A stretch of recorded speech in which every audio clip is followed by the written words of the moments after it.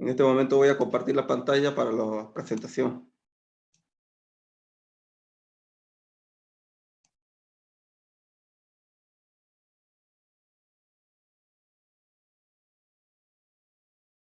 Ok. La última clase que damos en este punto, lo que es los tipos de fluido de perforación. Vimos lo que son las químicas de los polímeros, todos los tratamientos, las propiedades básicas, las propiedades físicas, químicas, la química del agua, la bacteria, los tipos de contaminantes que existen. En este momento vamos a ver los diferentes tipos de fluidos que existen en la industria de perforación. Para la perforación de un pozo existen tres tipos principales de fluido de perforación, los cuales son los lodos base agua, los lodos base aceite y los lodos sintéticos. Dentro de los lodos base agua se subdividen en varias categorías, dependiendo de la composición y de la formulación del fluido que se utiliza. Vamos a tener un fluido bentonítico extendido, un lodo polimérico inhibido, lodos dispersos que están totalmente dispersos los sólidos de las arcillas, un lodo cálcico cuya estructura ha sido sustituida el sodio por el calcio, un lodo saturado de sal, que se utiliza especialmente cuando se perfora zonas que tienen domos salinos, un lodo térmico que utiliza productos químicos y polímeros cuya resistencia a las temperaturas son superiores a 400 grados Fahrenheit. Estos son para pozos HT y HP. Los lodos, base aceite, tenemos lo que son base diésel, una emulsión 100% diésel y emulsiones relajadas. Esto se utiliza cuando las perforaciones son demasiado complicadas y demasiado largo y el tiempo de vida de los lodos base agua es limitado. Entonces, generalmente son en el sur y a los pozos que llegan a los 5.000 metros, se utiliza este tipo de fluido que aguantan más tiempo. Los lodos sintéticos solamente son la misma estructura de los lodos base aceite, la única diferencia es que se cambia el aceite que se utiliza. En los base aceite se utiliza diésel como el aceite principal y en los lodos sintéticos utilizan lo que es un aceite sintético que ya depende del fabricante. Normalmente lo está fabricando últimamente lo que es Total, lo produce. Es un aceite que tiene libre de aromático y que daña lo menos posible el medio ambiente. En este curso solamente nos vamos a centrar lo que es lodo base agua, ya que los lodos base aceite es otro estudio más especializado y no lo vamos a utilizar, y en el rubro donde están no lo van a utilizar lo que son base aceite. Dentro de los lodos base agua tenemos lo que son arcillas no densificados, que son los bentoníticos extendidos, que no se le ha agregado un densificante para incrementar el peso. Los sistemas lodo arcilla densificados y floculados, los cuales se requiere para perforar zonas cuya presión hidrostática es demasiado alta. Entonces necesitamos un material densificante, en este caso va a ser la baritina.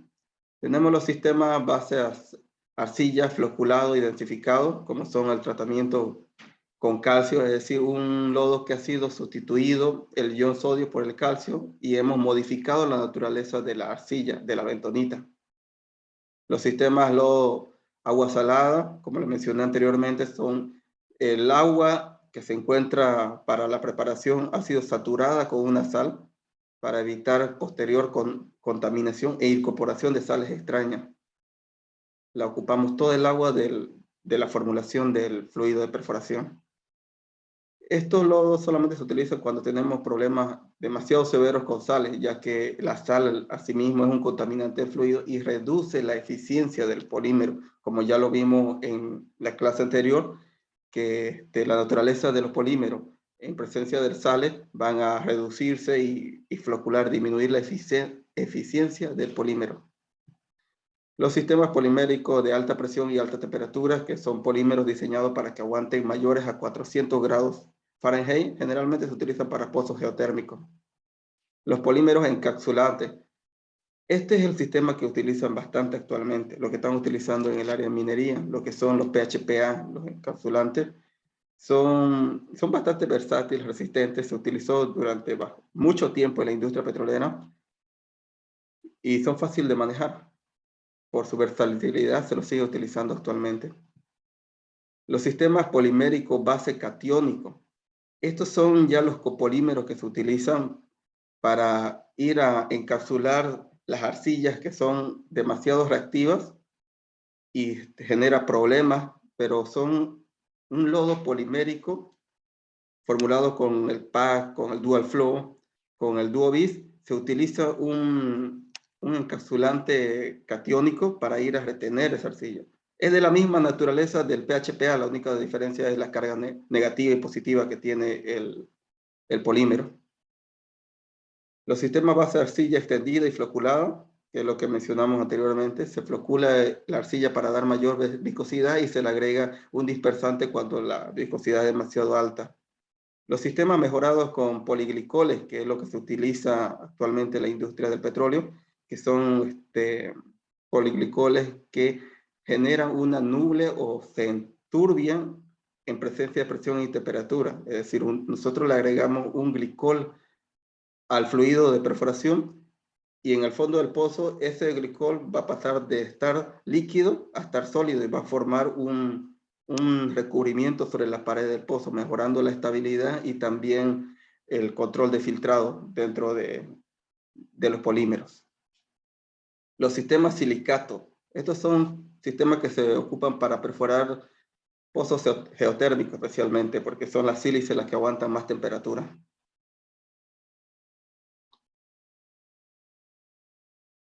Diseño de un fluido de perforación. Para perforar un pozo, para llegar a obtener el objetivo que deseamos, debemos analizar una serie de factores que van a involucrar el tipo de fluido que vamos a utilizar, la composición química del fluido que vamos a tener y las diferentes variantes, tanto de densificante, que nos va a limitar la geología, los equipos, el agua de formación, el personal que tenemos, una serie de factores que vamos a analizarlo para hacer un correcto diseño o elección del fluido que vamos a utilizar para perforar el objetivo. Un diseño de fluido de perforación se debe tener en cuenta los siguientes aspectos. La aplicación, ¿para qué vamos a utilizar este lodo? ¿Cuál es nuestro objetivo? Si vamos a perforar un tramo de 50 metros, un tramo de 100 metros, o un tramo de 200, de 500, no es lo mismo que perforar un tramo de 1000, 2000 metros. Entonces, tenemos que tener en cuenta de la aplicación. Si es que va a ser tramos superficiales, tenemos que utilizar polímeros que no dañen las aguas freáticas, las napas que se encuentran en la superficie y que no haga un impacto ambiental donde estamos trabajando. La geología. La geología tenemos que analizarlo tenemos que tener en cuenta para la elección de los polímeros que vamos a utilizar.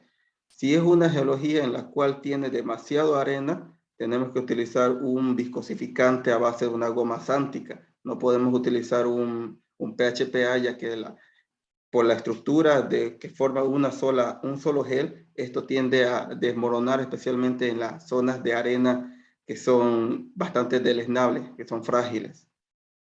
El mismo caso se aplica si es que tenemos lutitas, si es que tenemos anhidritas, si es que tenemos algunas formaciones de arcillas recientes que son chaco inferior, que son bastante reactivas. Entonces, tenemos que considerar en el diseño del fluido la aplicación de un inhibidor de arcilla, de un encapsulante, de un lubricante para perforar toda esta zona.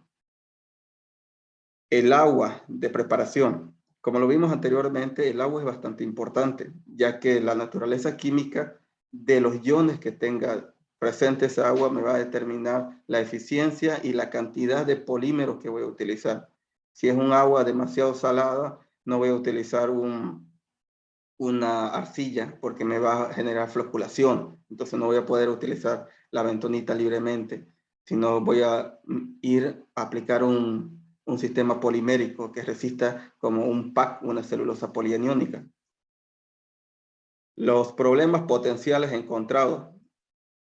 Dentro del análisis de geología también se puede hacer sísmica y se puede determinar si esa formación se encuentra fracturada, si es que son una zona de alta presión, si es una zona de baja presión. Entonces se debe tener en cuenta la densidad en la cual se va a diseñar el fluido de perforación y el tipo de densificante que vamos a utilizar. Los contaminantes que tenemos que atravesar esa zona. Si vamos a atravesar una zona que tiene aguas con bastante cantidad de calcio, entonces no va a generar problemas si utilizamos un sistema PHPA. Entonces tenemos que considerar agregar una cantidad mayor de iones, como ser los bicarbonatos o la soda ash, o en este caso el Waterford, para precipitar toda esta cantidad de iones de calcio presente, para evitar una floculación del PHPA. La plataforma y equipos de perforación. Tenemos uno de los parámetros, también son los equipos de perforación.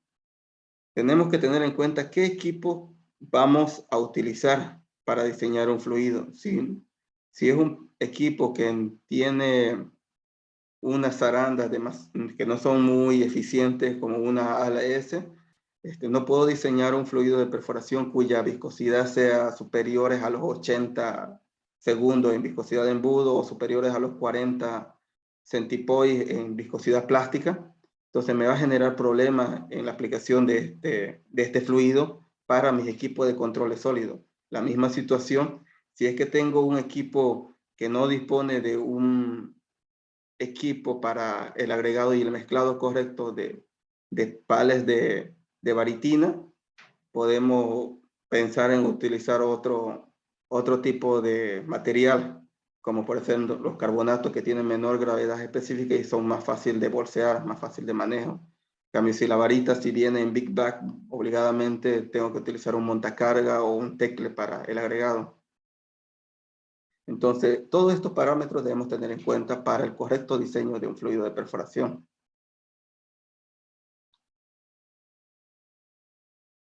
Vamos a detallar a continuación cada uno de esos puntos, lo que es la aplicación y la geología del diseño. En las aplicaciones, esto generalmente se da en la perforación de pozos petroleros que llegan a grandes profundidades, donde se determina por intervalos y secciones que se va a atravesar. Generalmente cada intervalo y cada sección utiliza un diferente tipo de fluido de perforación. Si es un intervalo superficial, va a ser un lodo a base de arcilla, que no tenga ningún tipo de sal y ningún tipo de inhibidor, ya que va a estar en contacto de las aguas freáticas. Si tenemos un intervalo intermedio, tenemos que diseñar un fluido que ya tenga algún tipo de inhibición, ya que tenemos arcillas relativamente nuevas y reactivas que van a causar problemas. Y si vamos un poco más abajo, ya la formación por el mismo peso se va compactando y por la carga litostática, entonces tenemos que agregar un material que nos dé lubricidad y mayor ROP en la perforación. Entonces tenemos que ir pensando en el agregar de un mejorador de ROP, un lubricante, un antiagresivo. Entonces, en función del tramo que vamos a perforar, tenemos que ir pensando en el diseño del fluido, cómo lo vamos a formular para que tenga el mayor eficiencia durante la perforación. Lo mismo sucede con la geología. Como les comenté anteriormente, si vamos a perforar una lutita, si es una arena, si es una zona permeable o los tipos de formaciones. Si es una lutita bastante antigua, bastante vieja, ya la reactividad no va a ser demasiado alta, entonces no nos va a generar mucho problema.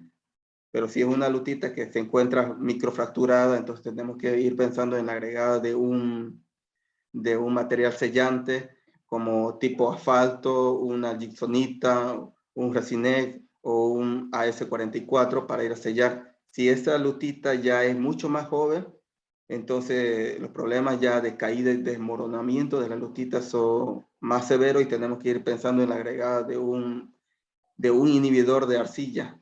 Puede ser una mina, o puede ser unas sales a base de ion potasio, que puede ser un cloruro de potasio o un carbonato de potasio o formiato de potasio, para ir a evitar la hidratación de estas lutitas nuevas.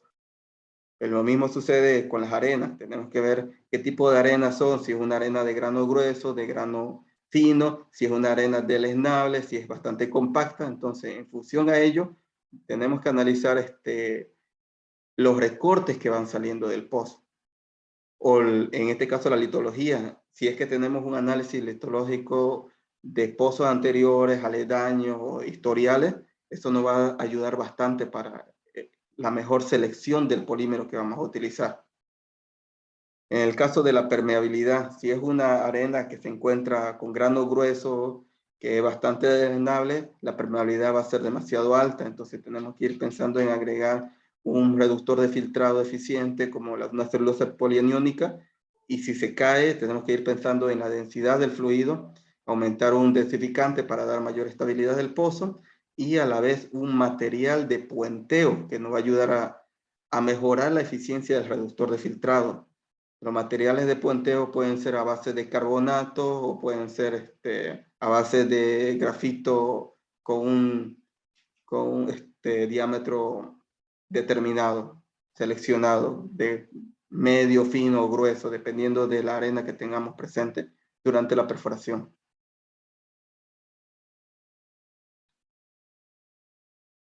Otro de los factores que debemos tener en cuenta para la elección y el diseño correcto del fluido de perforación es el agua de preparación y los problemas potenciales que tengan.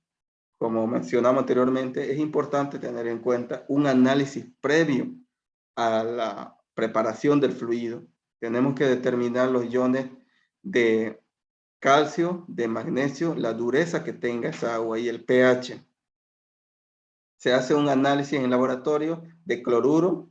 Se utiliza un método arretométrico que solamente agrega titulación con nitrato de plata y determina el precipitado de ion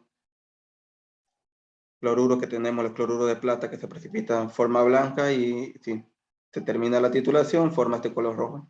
Entonces, en función a este análisis vamos a determinar la concentración de cloruro que tengamos en las aguas de preparación.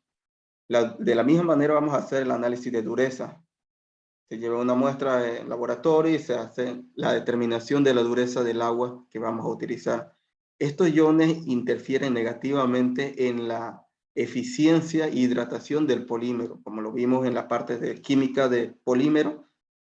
La naturaleza divalente de las concentraciones tanto del calcio como del magnesio absorben el doble de agua libre presente en el fluido de perforación y reducen la cantidad para que se hidrate el polímero y posteriormente lo flocula y rompe la estructura del polímero, reduciendo la eficiencia de este.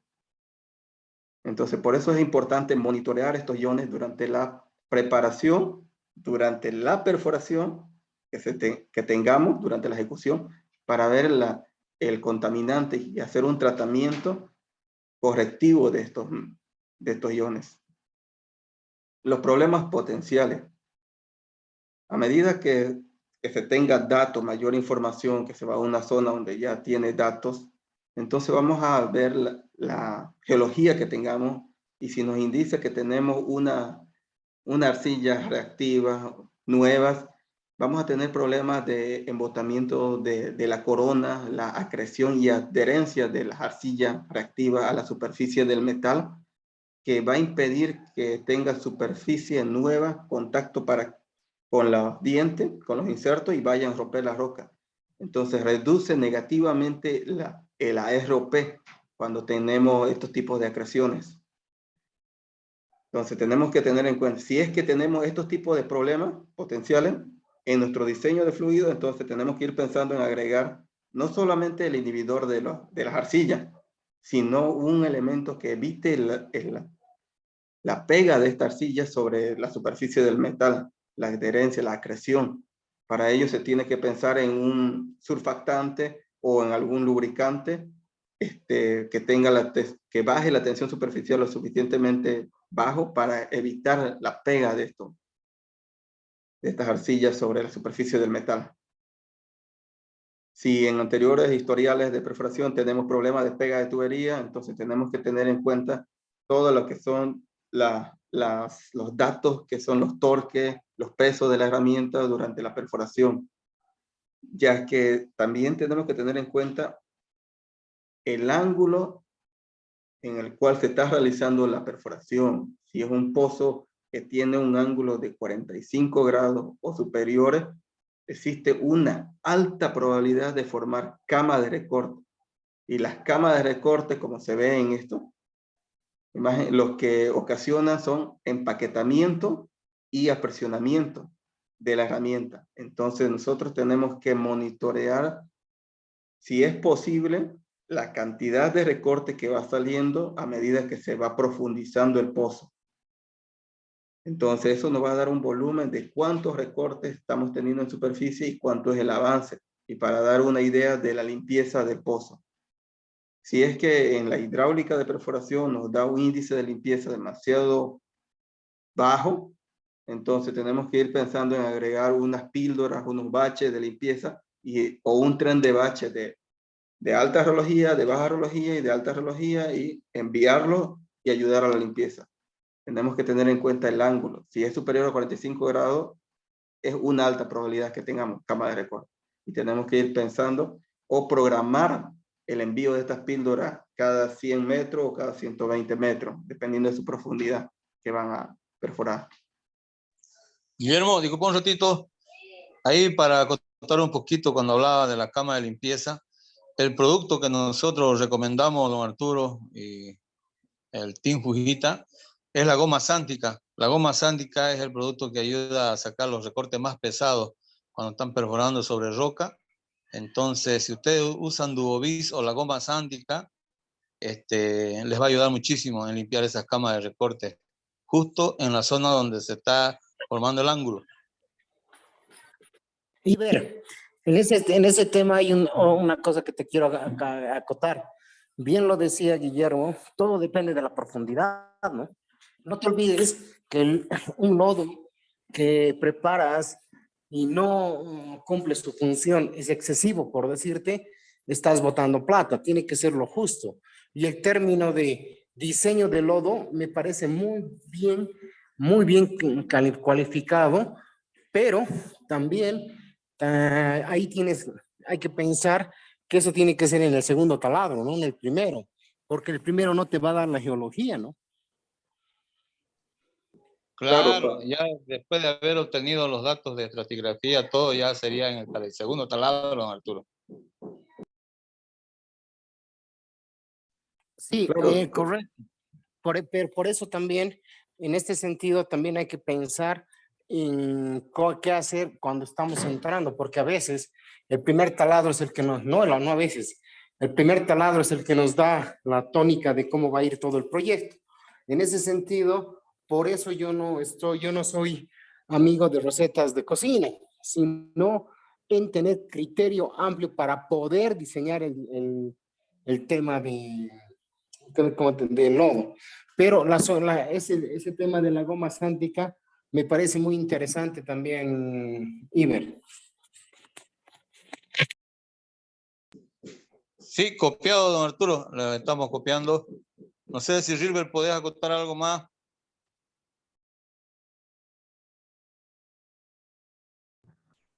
Sí, evidentemente, obviamente, cuando es el primer taladro es difícil, solamente se actúa de manera reactiva, ¿no? Ante los problemas que se van presentando. Evidentemente, ese es el que nos va a dar todo lo que es la litología que se va a atravesar para el segundo taladro y optimizar así la formulación. De todas maneras, no está de más también los problemas que se presentan en el primer taladro, son de diferentes situaciones, ¿no? Donde se puede presentar falta de limpieza, se pueden presentar derrumbes. Entonces es bueno tener siempre lo básico de los productos para poder actuar de manera rápida a los problemas potenciales que se presentan durante la perforación, ¿no?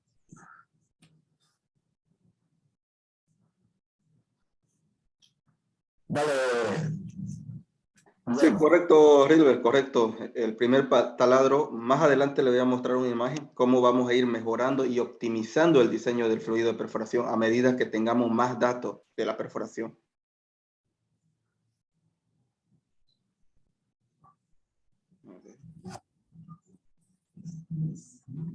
Solamente comentarle que en 8 minutos se va a cortar la reunión.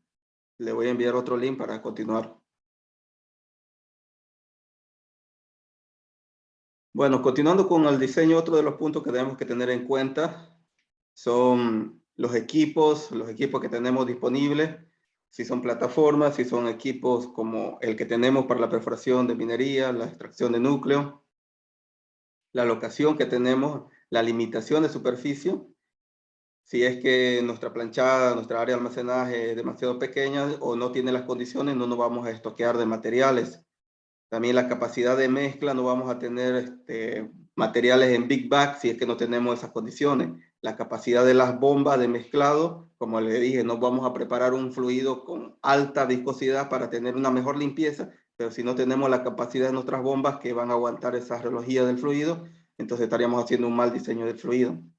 Y los equipos de control de sólido. Si es que el equipo dispone de los equipos de control de sólido, tenemos que determinar el número de zarandas que vamos a utilizar, el número de hidrociclones que tengamos, los números de cajones, tanto del max cleaner, de sander, el número de conos que vamos a utilizar y los caudales que vamos a manejar y la ROP.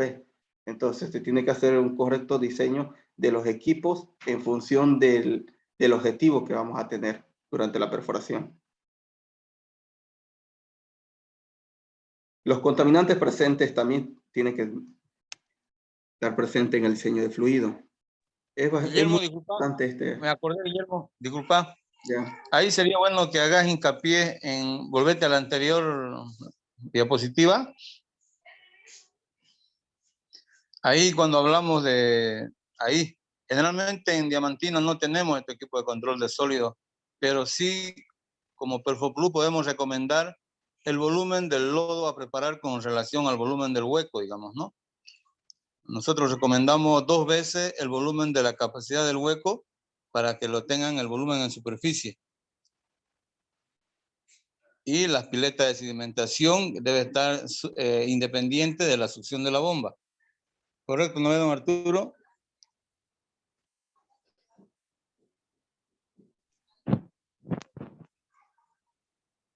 Bueno.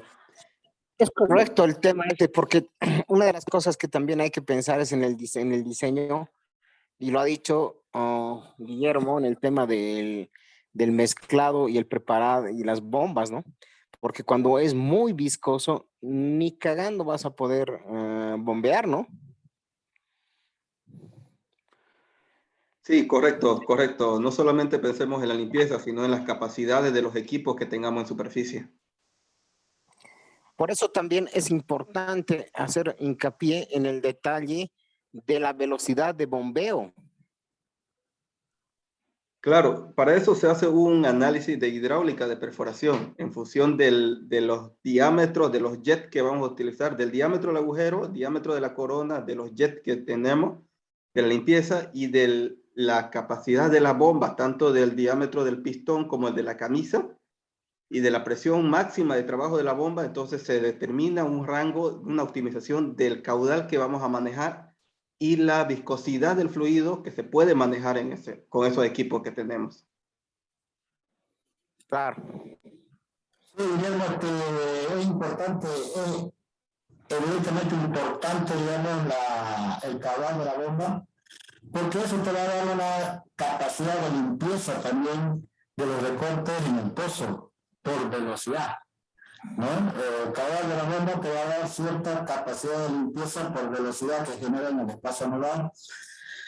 Y ahí tiene que actuar después la parte texotrópica del fluido, ¿no? Obviamente que no lo vamos a tener que hacer con una viscosidad demasiado alta como para que las bombas del equipo no la puedan bombear, ¿no? Pero se tienen que manejarlo como para que, bueno, tengan esa capacidad y con su capacidad texotrópica, que es puntos sedentes, lecturas a 6, lecturas a 13, DPM, puedan coayudar a la parte hidráulica de las bombas, al caudal de la bomba que va por velocidad a la limpieza, ¿no? Entonces, con esos 2 factores importantes podemos asegurar un pozo limpio. Sí, correcto, Rilber. Tenemos que tener en cuenta la reología y la tisotropía del fluido, como los equipos que tenemos en superficie con los que vamos a trabajar.